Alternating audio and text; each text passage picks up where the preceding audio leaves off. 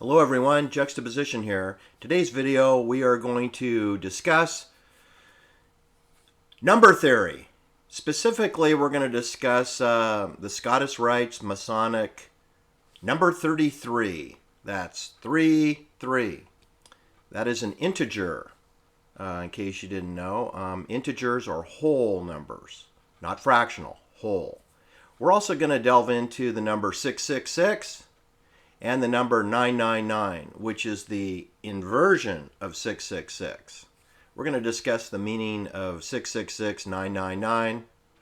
We're not going to discuss room 222. We're not going to talk about that. We're going to talk about 33, 666, and 999, and some historical significance in current times. All right, so with no further ado, let's get this show cracking. So, what are we talking about when we talk about the Masonic Order and Scottish Rites? The Scottish Rite Creed of Freemasonry was established in the colonies here in the so-called United States of America, which was never united, nor was any states' rights ever bestowed. So, I understand we're going against the MK Ultra indoctrination of all my listeners, all my viewers, is that the sooner you let go of politics, let go of the concept of the law of the land or constitutional law, or that there's such a thing as a Bill of Rights, or that there's separation of church and religion, or that there's a Supreme Court of the United States, and that there's a Congress made up of the Senate for nobility class landowners, and the House of Representatives represented by Nancy Pelosi, the commoners, and that there's an executive branch of government where you've got Sleepy Joe Biden, at the control panels with his finger over the nuclear switch. The sooner you can let go of those fairy tale poppycock ideas, the quicker we can get to the culmination, the penultimate scene in The Wizard of Oz, where Dorothy, in her quest to go home to Kansas, her little dog Toto pulled the curtain back and revealed what our banking-sponsored system of military admiralty law was all about. It's about magic tricks, black magic, flying monkeys, Sacred Heart convent nuns flying around on brooms, the Wicked Witch of the East, Evelyn, and the Wicked Witch of the West, which is over at Menlo Park off Valparaiso near Stanford University. Her name is Evil.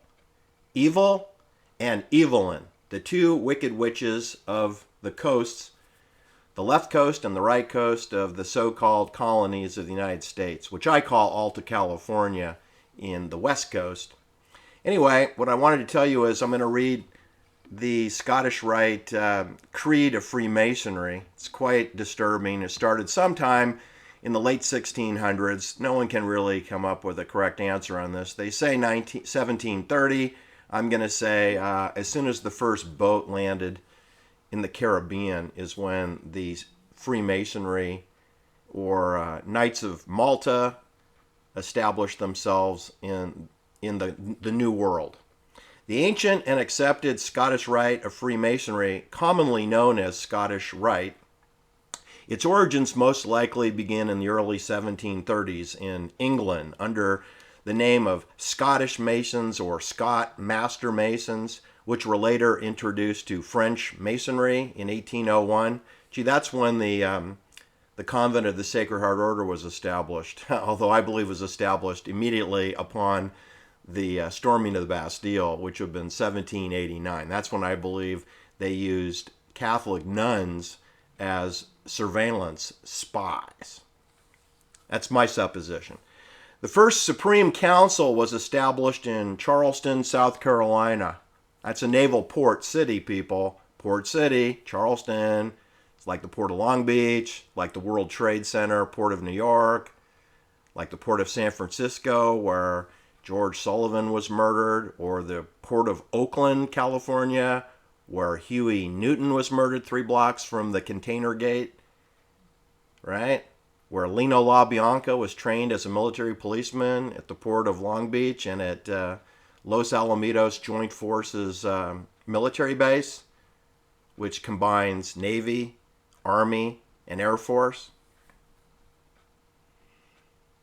It's in Long Beach. So we're saying that the Scottish Rite Order was established in Charleston, South Carolina, a port facility. It's one of several groups that are part of the worldwide fraternity known as Freemasonry.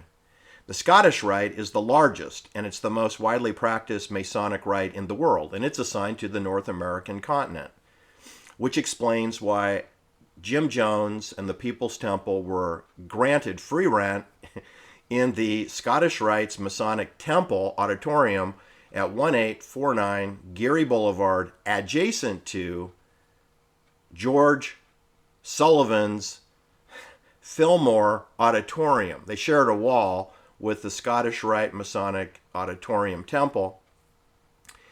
And then once George Sullivan was shot in the head with a .38 caliber pistol during the Summer of Love on August 2nd, 1967, in the port of San Francisco, and it was lights out George Sullivan, then that lease became available for the Russian Jewish gentleman Wolf Gerjanka, who you know as Bill Graham, to take over the use of the Fillmore Auditorium, which was simultaneously being used by the People's Temple and Jim Jones. Yeah, 1967. That's right. The myth goes that the People's Temple didn't roll into San Francisco until 1973, 74. That's poppycock, of course. Jim Jones was working with Abigail Folger's mother in 1965 in Haight-Ashbury. So forget the story that we've heard that there's Jonestown. There was never a Jonestown. There's a People's Temple, and there's a People's Temple Agricultural Project, which existed before Jim Jones was in the picture, and it has existed, I'm sure, afterward. And you know there's 4 such camps in British Guiana, 4 such camps, not just the one where they killed 918 people with bayonets, M16 rifles, and perhaps, 90 to 100 children drinking the Flavor Aid. No adult drank any Flavor Aid. And certainly not Jim Jones, who was shot in the back of the head with some kind of a weapon that we don't know because there's no autopsy. Anyway, Jim Jones worked for the CIA, and the People's Temple was a CIA fake religion, as is the Church of Scientology, which is British intelligence CIA joint venture, and so is the Hare Krishnas and the Church of Synanon with Charles Dietrich, which is part of Union Carbide, which of course owns the land that the Jonestown murder occurred, was on Union Carbide property, again in British Guiana. So what I'm trying to tell you is when you delve into the Freemasons and their venture over to the colonies, you're going to find a college of corporations and bank sponsorship. Okay, it started out with the Bank of London, and then it morphed into the Federal Reserve System, which can be operated without a Federal Reserve. You do not need a central bank authority to have bank credit. Banks can establish credit on their own. It's just a little disorganized.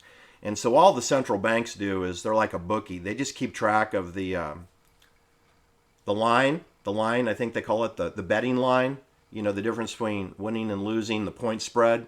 That's what a central banker is. They're a bookie. They're running a illegal gambling operation, which I call the establishment of credit and anthropology, social engineering of societies. That's the purpose of banking. That's the purpose of secret societies, to bind together the management supervision class using the Knights of Columbus, the Knights of Malta, the Scottish Rites Temple, the Pacific Union Club, the Bohemian Club, the Knickerbocker Club, think tanks like the Hoover Institute or the Brookings Institute or the Council for Foreign Relations, which is really a part of the League of Nations, which has been rebranded as the United Nations, which is NATO. NATO forces, one world army, one world policy, one admiralty law for the whole world. Centered in Geneva, Switzerland, Lac Le Monde, the world. Lake Le Monde, Lake Geneva, Lake Le Monde, it's the same place. Anyway, it's the home of the Red Cross. They paid the rent for Lee Harvey Oswald during his, 18-month stay in Minsk, Russia, when they sheep-dipped him as a Russian KGB agent. when he was working for the CIA and the United States Marines. Anyway, it's the mission to improve the membership to help them shine their light into the communities by teaching and emulating the principles of brotherly love, tolerance, charity, and truth, while actively embracing high social, moral, spiritual values, including fellowship, compassion, dedication to God, family, and country. Well, let me just translate that for you. Infiltration into a one-world, admiralty law, authoritative system of obedience, secrecy, and world mission. That's the true credo for the Scottish Rites Masonic Temple. Knowledge and wisdom can be translated into arrogance and stupidity. If you'll notice the chemtrails up above, which is a daily attack upon human freedoms and human existence, that's not intelligent at all, because I noticed they're dumping the chemtrails on Stanford University and Atherton and Menlo Park and all those private bankers, and they're dumping it on Tiburon and Belvedere, where all those private clandestine people live, and they're dumping it all over the place where the children of these next generation of private secret bankers live. So I'm not really sure how wise and knowledgeable that seems. Anyway, while there is no Masonic degree that's more important than the Master Mason, there is a long tradition, almost as old as Freemasonry, of high degrees that expand upon the teachings and lesson of the first three degrees. The Scottish Rite degrees teach a series of moral lessons which culminate in the 32nd degree, Master of the Royal Secret. You notice I used the word secret. I mean, that's their words. 33 Master of Royal Secret. That's the oath of secrecy. The Scottish Rites include 4 to 32 degrees of work, speaking at meetings, leadership conferences, Scottish Rites Journal, publishing Masonic books, Scottish Rites Research Society. You do know that the highest level of Freemasonry is degree number 33. And I think you have to be plugged into nobility to get that qualification. All right? There is a Supreme Council. The governing body of Scottish Rites is the Supreme Council, and it's composed of active and deputy members of the 35 states and several overseas jurisdictions which make up the southern jurisdiction of Scottish Rites. So, in other words, it's a secret government, it's a shadow government, and it's a secret society. All right, so what does 33 mean? Well, it's a whole number, and it has many pertinent meanings, and let me just Google it, see what they say. It's the largest positive integer that cannot be expressed as a sum of different triangular numbers. It's the smallest odd repdigit that is not a prime number. The sum of the first 4 positive fractionals, the sum of the divisors of the first 6 positive integers, the sum of 3 cubes. Okay, so it's not a prime number because it's divisible by more than just 1 in itself. So, 33 divided by 1 is 33. 33 divided by 3 is 11. So it is not a prime number. However, it is the largest positive whole number, integer, that can be expressed as a sum of different triangular numbers. All right, so that said, let me give you some examples. There's esoteric definitions as well I'm not going to get into. It's considered the master of integers. It's the highest master number, and the Masonics have chosen it to represent the highest level of Freemasonry, the highest level of Scottish Rites. All right, so let's go back in time to September 8th, 1939, when Jewish-controlled Hollywood pumped out the film Charlie Chan in Treasure Island. Okay, this was to celebrate numerous things. The grand opening of the Golden Gate Bridge, which was done, I believe, in 1937 in May, And the World's Fair, the second World's Fair to visit San Francisco, was held in 1939 at Treasure Island, which is a military adjunct to Yerba Buena, which in Spanish means good herb. Anyway, Treasure Island is a military base. They hosted the second World's Fair. It was to celebrate the rebuilding of San Francisco after the 1906 earthquake and fires, because the fires destroyed many of the buildings in the city and many of the homes. And they rebuilt the Civic Center, rebuilt the San Francisco Civic Auditorium, later named the Bill Graham Civic Auditorium, after his CIA name, even though his real name was Wolf Grudjanka. So that's for the generations in the future. But Hollywood released the film Charlie Chan and Treasure Island on September 8th, 1939.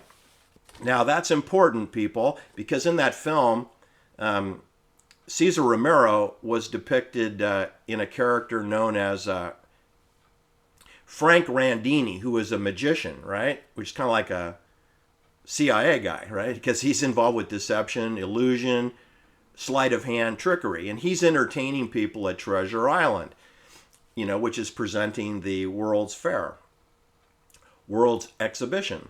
And as a permanent job, Frank Randini is a psychologist.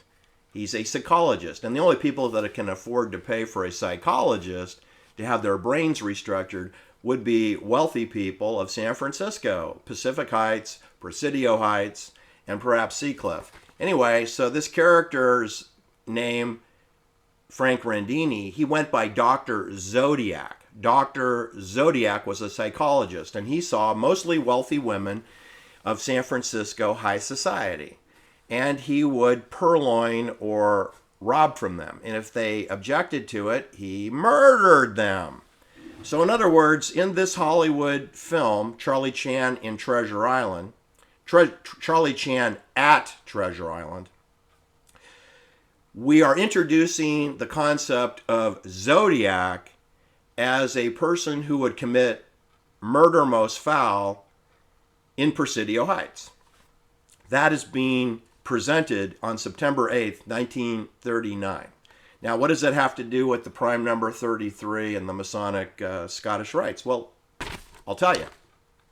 30 years and 33 months later, from September 8th, 1939, Paul Stine, yellow cab driver, was shot in the head with a 9mm pistol at the corner of Washington Street and Cherry Street in Presidio Heights, San Francisco, 1.5 blocks from where Nancy and Paul Pelosi live. They were both age 29, raising their children. They had 5 children, the Pelosis. And Paul Pelosi and Nancy Pelosi were living in the last Zodiac killing, where the killer calmly walked from the murder scene in Presidio Heights 2.5 blocks into the Army Presidio base, into officer housing, calmly walked right into military officer housing, which kind of sort of makes it look like that was a military intelligence murder, doesn't it? Anyway, Paul Pelosi was 29. Paul Stine was 29. Paul Pelosi Jr., I think, was, 9 months old. I just find it more than ironic that Hollywood would release a film where they telegraphed to the audience that there would be a Zodiac killing 30 years and 33 months later in a wealthy section of San Francisco known as Presidio Heights, which was an area where Dr. Zodiac saw clients. All right, then another example occurs on September 28, 1978. Pope Paul I. He was anointed Pope on August 25th, 1978. That was a Friday. All right? And he was handed a cup of tea. Thursday night, September 28th, he went to bed and he never woke up. Pope John Paul I, his real name was Albino Luciani. Don't know if he's related to Lucky Luciano. Lucky Luciana. But in any case, what I wanted to tell you is Albino Luciani, he wanted to audit the Bank of Vatican. He was the only pope to insist on an audit of the Bank of Vatican, which was being run by Paul Marcinkus, who's from Cicero, Illinois. You know where Jose Menendez worked. You know where Jack Ruby came from. Jacob Rubinstein, working for Al Capone in Cicero, Illinois. That's where Jose Menendez was given his first corporate job after Price Waterhouse. He worked for a container transportation company in Cicero, Illinois, where Paul Marcinkus was operating at the time that Jose Menendez was there in the 1960s. Paul Marcinkus didn't find his way over to the Vatican City until 1968, I believe. So Paul Marcinkus and Jose Menendez and Jack Rubinstein, were all operating together. I guess Jack Rubinstein had moved out of there by 1961, 62. So I'm going to exclude him from the conversation, but that's his neighborhood. Paul Marcinkus was there, and Jose Menendez was there. And you realize both those people work for CIA, okay? You're not going to become the president of the Bank of Vatican and not be a member of the clandestine services. It'd be impossible. All right. So anyway, if you do the math on Pope John Paul I, he becomes Pope on August 25th. He is murdered on September 28th. The distance between those two dates is 33 days. So that is the record shortest papacy in the history of the Catholic Church. The Pope who wanted to audit the Vatican was put down like a sick dog 33 days into his papacy. All right, let's move on to the next story. Art Linkletter, who was the #1 television celebrity for the Columbia Broadcasting System, the evil eye of Masonic evil eye of CBS television. Art Linkletter, #1. Well, perhaps he was disagreeing with some of the orders that he was being given. And his son-in-law, John Zweier, age 33, married to Art Linkletter's eldest daughter, Dawn Linkletter. She's the second oldest. The eldest, Art Linkletter had 5 children, okay? 2 were murdered. But anyway, Art Linkletter had 5 children, the eldest being Jack Linkletter. I don't know if he was murdered or not. He did die early, however. But I'm not counting Jack Linkletter as a murder. I'm going to say that Art Linkletter, who outlived all but 2 of his children. Art Linkletter daughter, Dawn, lived in West Hollywood, and they had a home with a swimming pool. And John Zweier came home from work early, around 10 o'clock in the morning, as an insurance salesman, and ended up in the backyard by the swimming pool, dead as a doornail, shot in the back of the head with a .38 caliber pistol on July 15th, 1969. Now, that story didn't get a lot of media attention because the next day, July 16th, is when the Apollo 11 moon launch happened. With Neil Armstrong and Buzz Aldrin and Mike Collins. So nobody really paid much attention to Art Linkletter's son-in-law being murdered at age 33. And of course, the media called it a suicide before any autopsy was performed and before the police had conducted any investigation whatsoever. Automatic suicide. Again, age 33. Then let's move on. We had the John Fitzgerald Kennedy presidency. Remember that? JFK? His presidency lasted 33 months. John Kennedy assassinated 33 months into his presidency. Just like Pope John Paul I was murdered 33 days into his papacy. Let's move on. Disneyland. I think we're all familiar with Disneyland, aren't we? Well, in 1967, they opened Club 33 at the Pirates of the Caribbean ride. It was actually opened at a different location than when the Pirates of the Caribbean ride was built next to Walt Disney's little residence. He used to have a residence apartment there, and they remodeled the Walt Disney apartment when they built the Pirates of the Caribbean ride, and they installed what is known as Club 33. I said Club 33. It's the only private club, it's the only place in Disneyland that you can purchase alcohol, because Disney theme parks do not serve alcohol. But if you go to Club 33, if you're a member of Club 33, you can get alcohol. It's on the second floor up by the Pirates of the Caribbean ride. That was opened in 1967. And like I said, it got moved over to the Pirates of the Caribbean once they finished that exhibit. Then, of course, Disney expanded that theme to Tokyo, to Shanghai, and when they constructed Disney World in Orlando, which has 4 theme parks, they installed a Club 33 at each one of those theme parks. So you have the original Disneyland in Orange County, Anaheim, where you have a Club 33. Then you have Tokyo. Then you have Shanghai. That's 3. Then you add the 4 new Club 33s at Disney World. So now you're up to 7. And then when Disneyland Orange County opened California Adventure, they opened up a second Club 33 at Carthay Circle, California Adventure Theme Park. And so now Orange County, Anaheim has 2 Club 33s. So that's a grand total of 8 Club 33s where you can purchase alcohol if you're a member of the private Club 33 Disneyland. That's 8 33s at Disneyland. Then we have Erin Valente, August 7th, 2019. She's most famous for meeting with a Jewish banker at Jerome Kleiner's KKR, Henry Kravitz, George Roberts' private bank, clandestine services. We don't know what they do over there at 2500 and 2800 Sand Hill Road.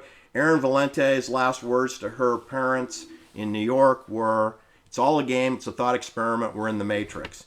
And then she is murdered, done away with, after 10 p.m.